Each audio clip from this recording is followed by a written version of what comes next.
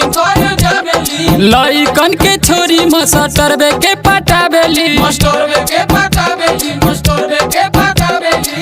यही सब बात बारा जोर देखनी और पूजाबो के बनत लरकोर देखनी। अरे पूजाबो के बनत लरकोर देखनी। यही सब बात बारा जोर देखनी। हम कजाली के बनत लरकोर देखनी। हम कजाली के बनत लरकोर देखनी।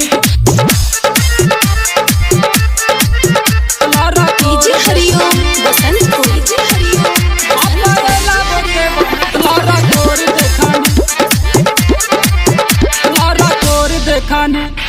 रखेली मास्टरवा के दिल में बिठा के। दिल में बिठा के बैठल बारी ओकर हो पजरी सटा के।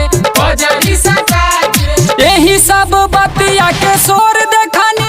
हम जूलियो के बनत लरकोर देखनी। हम परेला के बनत लरकोर देखनी। हम कजाली के बनत लरकोर देखनी। डीजे हरिओम बसंतपुर, डीजे हरिओम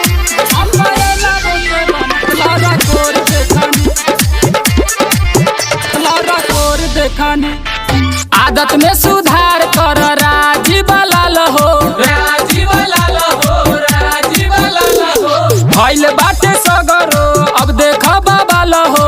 अब देखा बाबा हो। नीतू जवाहर के मिलत भोर देखनी। हमारे सामी के बनत लरकोर देखनी। हमारे सामी के बनत लरकोर देखनी। हम परेला के बनत लरकोर देखनी। Vaishali recording studio Madhopur. Contact number 7352333374।